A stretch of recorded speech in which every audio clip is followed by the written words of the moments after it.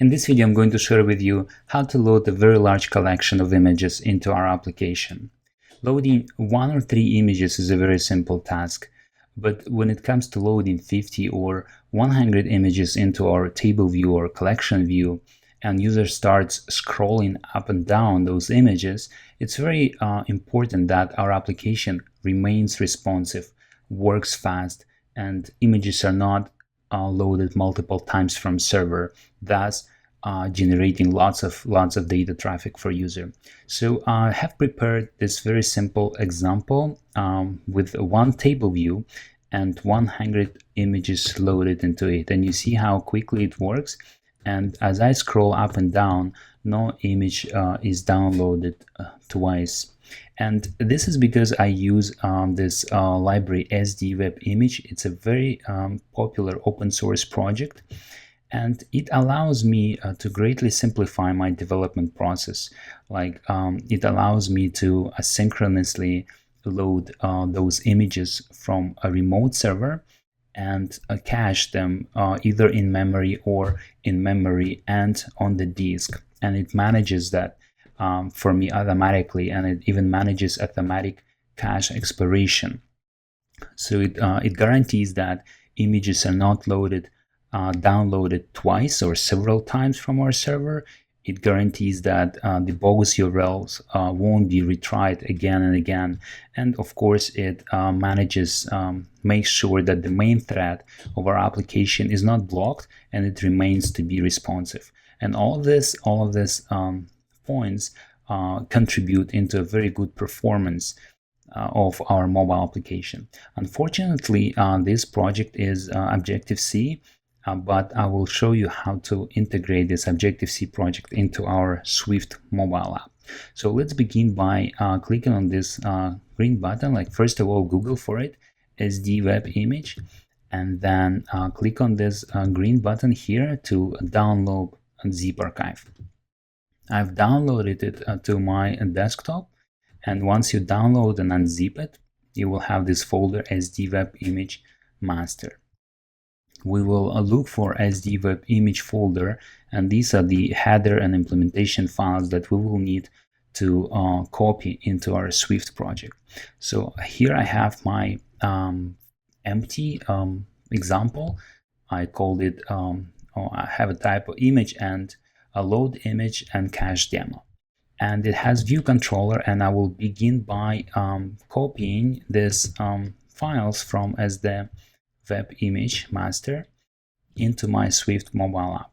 So I will create a new folder. I'll create a new group. I'll call it my as SDWebImage. You could drag that folder into your project, or you create a folder with a different name. I just want to show you how it is flexible.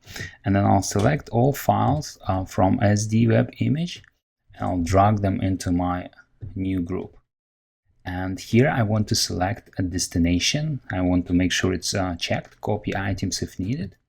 And then because this is my first time integrating Objective-C files into Swift project, Xcode is asking if I want to create Objective-C bridging header. Click yes here, or click bridging header, confirm that you want to have it. And now all of these files are part of your project, and we should have bridging header here, which we will use to import the library of this project. Okay, so open this image.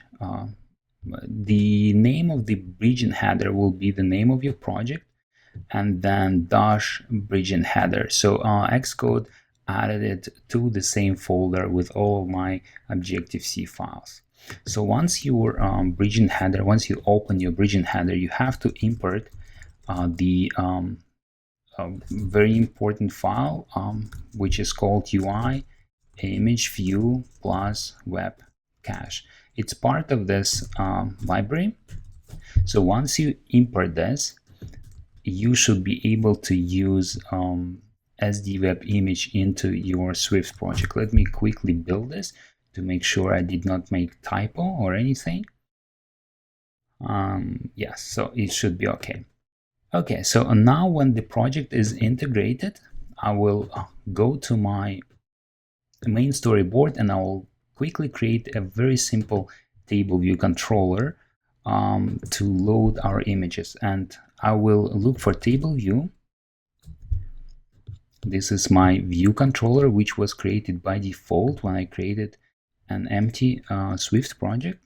So I'll have this view, and I will need to have one cell, and I will select this cell and I'll give it identifier.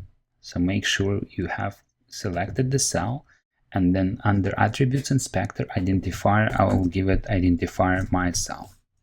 Okay, and we can make this cell custom and create a custom Swift class file for it. So I will create a new file, and then I will select iOS source Cocoa Touch class, and I will call it my table view. I'll call it my custom table view cell, and it should be subclass of UITableView cell.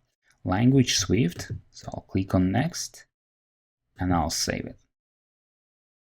Okay, now when I have my custom table cell, I will go back to main storyboard, select this cell, and I will switch to identity inspector here, and under custom class, I can type my custom cell or can paste the name of this custom cell, and I'll make this cell associated with this custom class. Okay, so we have a cell and we have a table view. Let's copy an image view to our cell. So I will look for image, click and drag image here, and it's too large for this cell, so I will click into size inspector here, and I will change the sizing. Let it be x0, y0, and I'll make it 35 by 35. Again, the design of your application might be different. You might want to have a different image, but I'll create this small size. Okay, so we have an image, and because it's a custom cell, we can add more UI elements to it. For example, I can add label. I'll just position it next to it like this, and I will select image as well, and I will switch back to identity inspector, and I will change its mode from scale to fill to aspect fit. That will make my image fit into this size 35 by 35 and display nicely without any distortions. Okay, so the last thing that I will do, I will select this cell and I will go to this the rightmost button, and I will reset constraints to suggested. Reset to suggested constraints. Okay, so almost done with the table view. Now let's click on the table view itself. Let's click on the table view and then holding Control button on our keyboard, drag and drop it into this yellow button. We will create an outlet which is data source. We need data source so that we can load images, and we will, if you want your table view to react to user events, like when user taps on a cell, you will need to also create a delegate for it. So now we've created a data source, and we have this dot confirming that the outlet is created. Okay, now let's hide the left side panel here with our project files, and we will select this view controller yellow button, and we will open it in Assistant Editor. Okay, so this is our view controller, which is responsible for this view controller. One more thing that I want to create an outlet for this table. So again, I'll click on the table view, I'll hold Control button and drag it into my project, and here I will choose connection type outlet, and I will give it a name, my table view, like this. Type table view storage weak connect. I will use this outlet to interact with my table from the source code. So we've created an outlet for table view, but we also need to create outlets for image view and the label itself. So I will select the cell, and from the this I will need to find my custom.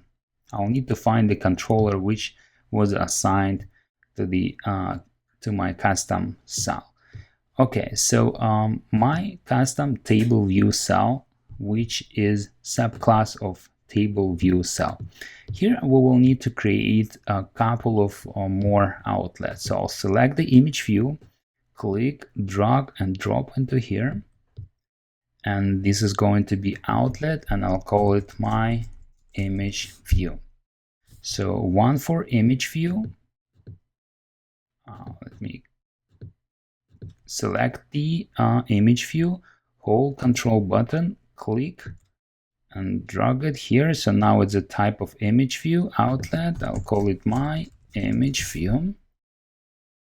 Okay, connect. Now we have an outlet for it, and one for table. So I will select table, hold Control button, drag and drop it here. And now I have one for UI table, UI label, and I'll call it image. Let's call it my image label, like this. Okay, so we have an outlet for image view and label, and we will be able to access them from our view controller. Okay, so now let's go back to our view controller and continue working with this view controller. Okay, because this is table view, and for us to be able to load images into this table view, we'll need to make it conform to a protocol which is called UITableView data source. So I'll add a comma here, and I'll add UITableView data source, hold Command button on my keyboard, click on it, and it will take me to functions which I can implement to make it work for me. So I'll copy the two functions which are at the top. The first one is number of row in section, and another is self-forward index path. So I'll copy these two, come back to my view controller and paste them. I will then delete text that is not needed, things that are not needed, and add implementation body for number of row in section. This function returns integer. So for now, to make it compile, I will return 0. And this function should return a cell. It returns table view cell, which is going to be our custom cell. Okay, so let's complete them one by one. So first of all, this number of row in section should return a number of table cells that we want to have, and because it will depend on the number of images we want to load, that value should be calculated dynamically. So I will create a storage for my images, and I'll call it image collection, and that's going to be an array of strings. So that will be an array of strings. So I will take this image collection and I will return its count. So the number of images I will store in this collection will be equal to the number of rows that my table view will have. Okay, and now for table view, here we want to return a cell.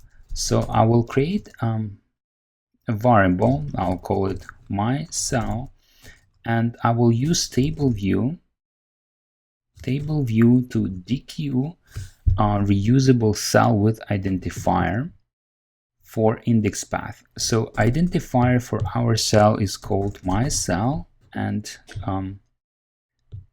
to make sure that we don't make a typo here, otherwise we will end up with an error, I will look up into my main storyboard. I'll select the cell, open up my right side panel, and under Attributes Inspector, I can look up the identifier I have assigned to this cell. It's called my cell. So whatever I type here should be provided, should be specified here for the identifier. Okay, my cell and index path, we have this object here. And then we can return my cell. And this is it. It should compile now, but it should not work right. The variable, let's create constant. It will work. It will compile, but because our image collection is empty, there will be no cells returned, and there is no images returned. So now let's load up images from server side. Now I've created a very simple example, and it's a script with a dynamic list of images that I have on my SwiftDeveloperBlog.com. And I've created a little PHP script which basically lists down the number of images I need. So if I want one image, it loads up one image only. And if I need to experiment with more, like 100, it will dynamically generate an array of JSON objects. Each one will have preview and thumb. Now your structure can be different, but normally each image entry can have a thumb size, which is a smaller thumbnail to be displayed in the table view, and when user taps on it, it will display a preview, a larger size of that image.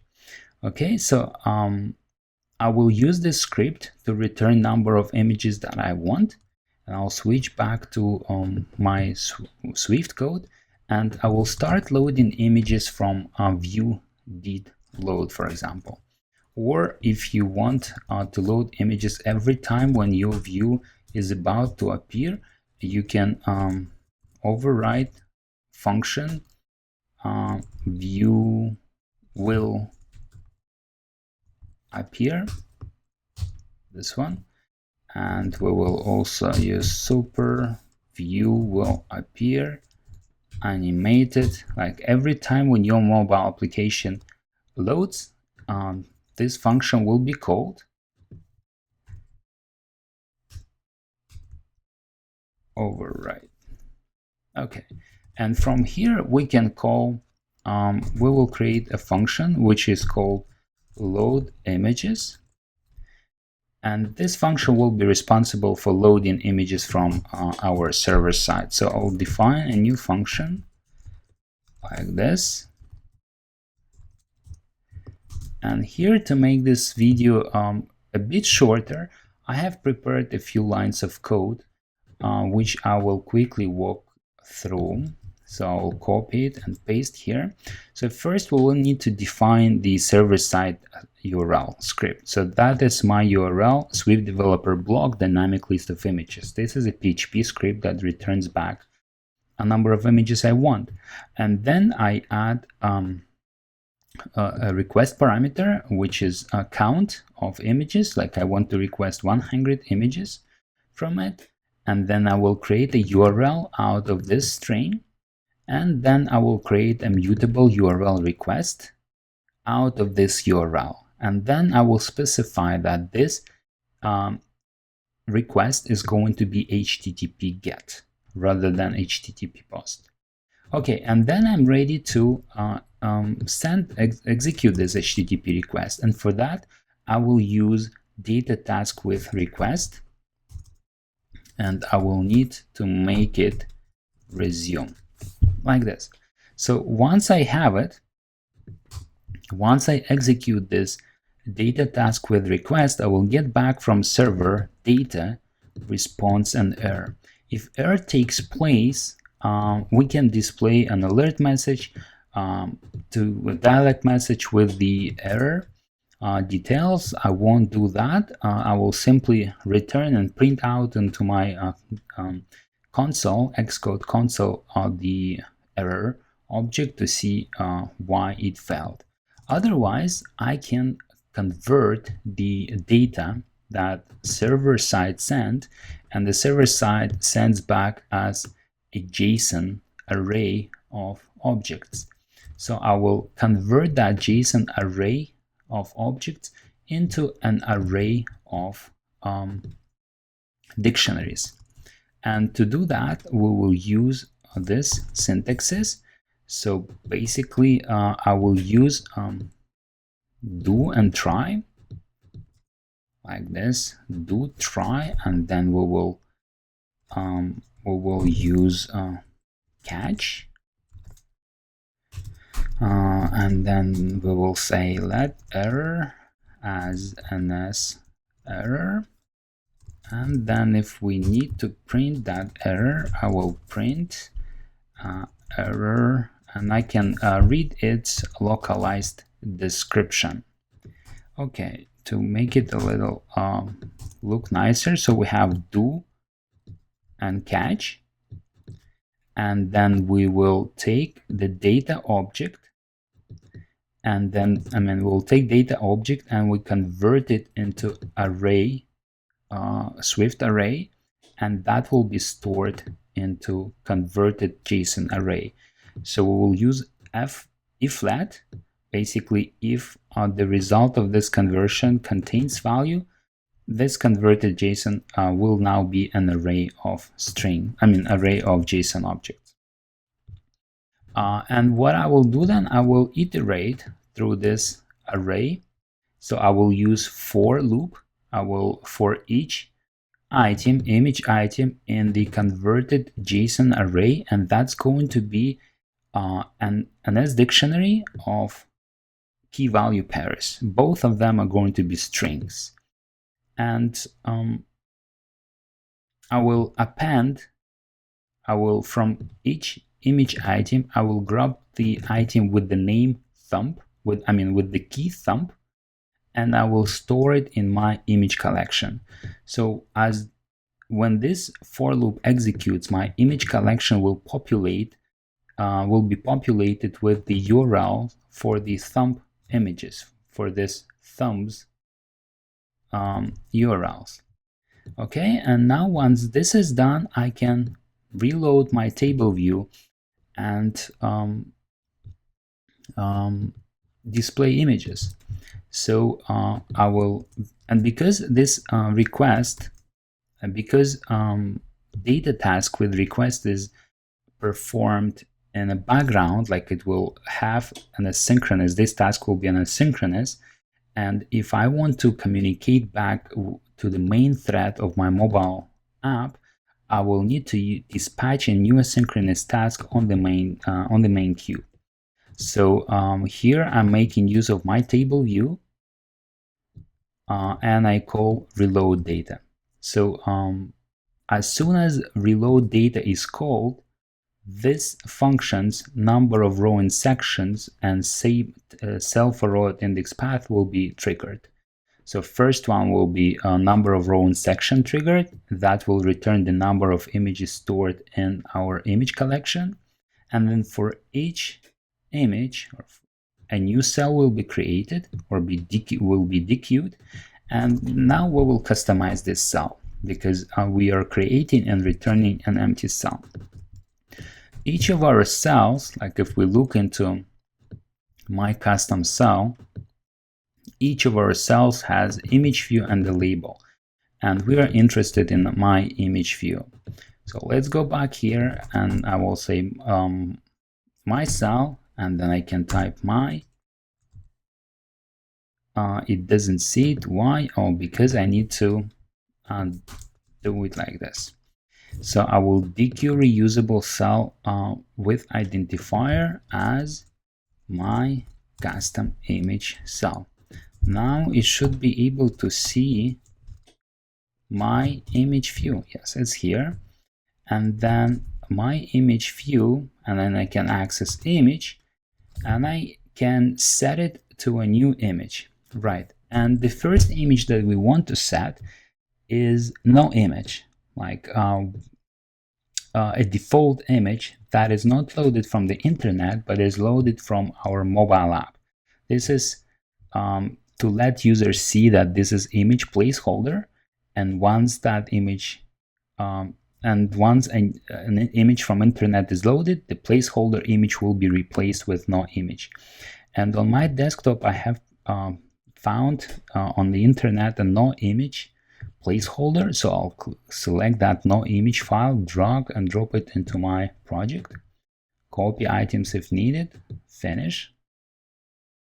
Okay, and now I can first, I will set that into my, I will create a new image with the name, what is that named, and the name of the no image, where is that? Oh, I copied that into a wrong folder. I'll just take it out. So it's called no image dash 28, no image dash 128. Okay, so now if I run this, I should see 100 of default images. Let's run this application on iPhone 5 and see how it works. Okay, our application is back and we get an error message. What is that? It says the app transport security has blocked. Oh, that's right, because some of the images are not being loaded from and the request is not sent over HTTP. So we will fix that. I will quickly go to my project. Oh, I'm sorry, into info plist, and I'll select the information property list, the topmost row, and I'll tap on this plus button. And then I will look for app transport security settings. So once this is added, I will click on this arrow to expand it. There is nothing, so I'll click on plus button again, and I want to select allow arbitrary loads. I want to change that to yes. Okay, so that should fix the issue. So I'll run this again. Okay, our application up and running, and I don't see any images. Why? Let's go back to our view controller and check. So we have a cell and that is working. We have image and the image is named no underscore. Right, here is a typo. No image dash 128. Let's run it again and see if it works this time. Excellent, so that works. And images are loaded very quickly, and this is because they're stored locally and are not loaded from the internet. Okay, now let's download images from the internet. And first of all, let's grab the URL of the image, which is stored inside of our image collection. So I'll create a new variable or constant. I'll call it remote image URL string, something like this. And I will read it from image collection for the index path for the current row. So for row 0, that will be image with the position 0. For row 1, that will be image in the collection for the position 1. So once I have this URL, I can now load it using SDWebImage. And the way we load it using our open source library is this. We first access our image view and type dot, and then we type SD underscore, and then there are many options how we set image. The simplest option is to set image with URL, and that will do the job. Or if we want to know when downloading of that image is completed, we can select this one, set image with URL, and then URL of the image, and then a block. So for now, I will set 0, or let's actually define block right away, because I think I have prepared a little script to define that block. Like, let's first of all make sure everything is okay, and for some reason it's not. Why? Right, because it wants URL. Okay, so let's create let image URL equals, we will create an S URL with the, I'm sorry, that should be capital, with the string, and we will use this string like this. And now we will use image URL. Okay, so we have a string, and then we create an SURL object out of this string, and then we have we load this URL, and we want to know when it's completed. And I have a little script that I've prepared for the block, and we will call my block, and we will define this block here. So I will call it my block, and that is of type SDWebImage completion block. So basically it will take an image, it will then provide us with an image, and then we can print out or do something that when the image URL, we can get the absolute string of that URL is loaded, we can do some additional business logic. But for now, we will just print. If you don't want to do anything when the image download is completed, just set nil here, and that will also work. But I will experiment with my block as well. Okay, and this is almost it. Let's quickly run this example and see how it works. Okay, so we have images are loaded, and it works very fast. I'm sure no images are downloaded twice. And here we have the print out of the completion block, and a couple of more things that we can do different in this video. I mean, in this code, is that we can, here I was setting up the default no image directly, but we can actually set it using SDWebImage as well. So for example, if I choose a different function like my cell, my image view, and then I will choose SD underscore, and then I will choose image, and there are many of them, so I can select the placeholder image right away, and there are some SDWeb web image options also, which is interesting. Okay, so I'll set image with URL. I'll go and grab my URL, and image placeholder image, I will I can copy this, and I can paste the image here, and then completion block we also have, and then SDWebImage options. Let's look at that. So if I leave it here, and I tap use dot, I have so many options that are great. Like I can cache memory only, like if I don't want to store any images, cached images to on mobile device, I can choose that. Or if I want to have high priority for image loading or load priority, or I can have progressive download of those images, and we can select the option and then read. For example, this flag enables progressive download. The image is displayed progressively during download as the browser would do.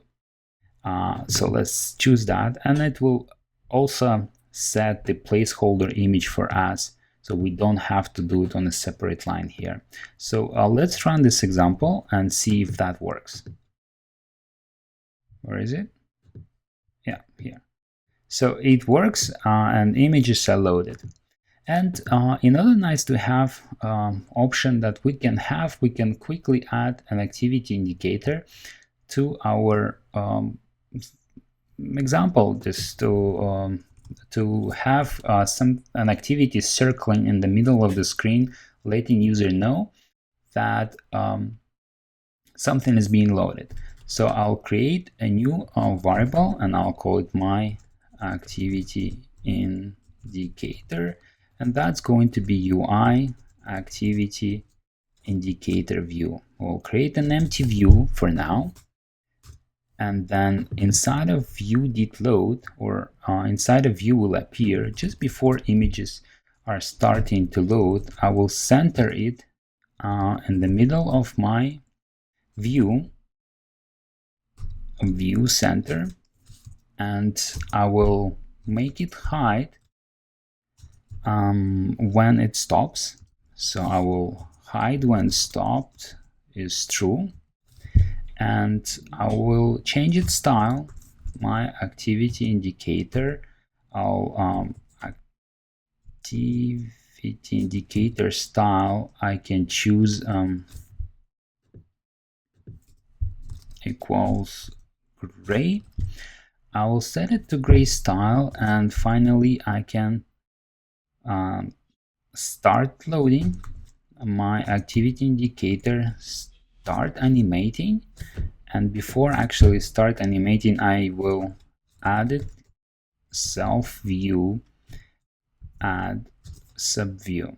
So I will add it to my view. Okay, so activity indicator started animating just before images are being loaded. Let's see if it works, and we will stop animating as soon as images are loaded. So I will start this example, and I see activity indicator circle in the middle, but it doesn't hide, doesn't go away, because we need to do something. So, and just when images are loaded here, when we reload table view, right after we reload, we can do self my activity indicator stop animating right after we reload table. Let's stop it and run and see how it works. Oops, I'm sorry, I should have chosen stop. Stop animating. Yeah, this one should work. Okay, this is it.